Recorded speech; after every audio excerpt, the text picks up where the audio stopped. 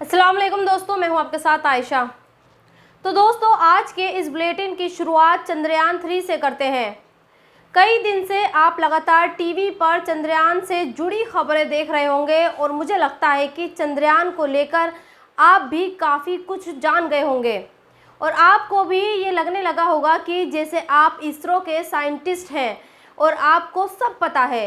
लेकिन आज मैं जो आपको बताने जा रही हूँ और दिखाने जा रही हूँ वो आपके ज्ञान को और बढ़ाएगा। तो चलिए आप इनसे मिलिए। ये इसरो के फॉर्मर डायरेक्टर सुरेंद्र पाल हैं। इन्होंने एक बहुत अच्छी चीज़ बताई है और वो चीज़ दो चीज़ों पर आधारित है।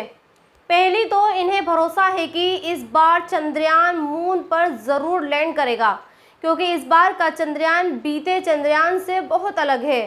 साथ ही इसरो के साइंटिस्टों ने इसको लेकर काफ़ी अध्ययन किया है।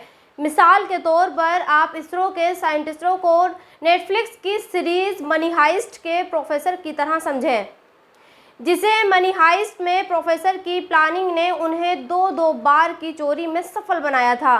ठीक वैसी प्लानिंग इस बार इसरो ने की है।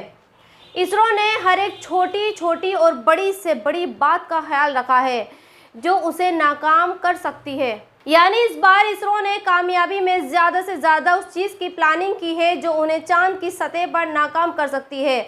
मिसाल के तौर पर जैसे मनी हाइस्ट में प्रोफेसर पहली चोरी में ये प्लानिंग करता है कि बैंक से लूटा हुआ पैसा कैसे बाहर निकाला जाएगा और वो इसके लिए बैंक के कर्मचारियों को ही तैयार करता है, उन्हीं से नोट छपवाता है और फिर उन्हीं के ज़रिए वो सारा पैसा लेकर रफू चक्कर भी हो जाता है। ठीक उसी तरह इसरो के चेयरमैन के एक सोमनाथ ने भी किया। उन्होंने चंद्रयान 3 को मून पर लैंड कराने के लिए हर चीज़ की प्लानिंग की है। अगर आप सोमनाथ के सभी अभी तक के स्टेटमेंट्स या फिर बयान देखेंगे तो आप ये जानेंगे कि सोमनाथ मनी हाइस्ट के प्रोफेसर की तरह काम कर रहे हैं। मिसाल के तौर पर सोमनाथ का ये दावा आप देखिए। वो ये कहते हैं कि चंद्रयान 3 को लैंड कराने की उनकी प्लानिंग 4 साल की है और इसलिए वो ये कहते हैं कि 4 साल का समय कोई छोटा वक्त नहीं होता। उन्होंने इस वक्त में हर हिस्सा अपने मिशन को बेहतर बनाने और बैकअप प्लान तैयार करने में लगाया है। और सिर्फ यही नहीं, सोमनाथ ये भी कहते हैं कि उन्होंने बैकअप प्लान का भी बैकअप तैयार किया है। और सबसे बड़ी बात, सोमनाथ ये कहते हैं कि अब तक जो भी हुआ है या हो रहा है वो सब उनकी प्लानिंग का हिस्सा है। यानी अगर चंद्रयान 3 मून पर उतरने के लिए तैयार है और वो उसके सबसे नज़दीक पहुंच चुका है तो वो भी इसरो की प्लानिंग का हिस्सा है। कुछ लोग टेरर ऑफ 15 की भी बात कर रहे हैं। वो सोमनाथ इसका भी जवाब देते हैं और ये कहते हैं कि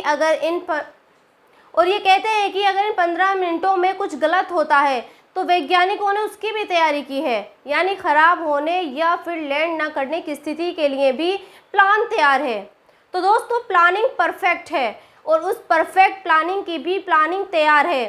तो फिर बस दुआ कीजिए और आज शाम 6:04 पर देश को इतिहास रचता हुआ देखिए।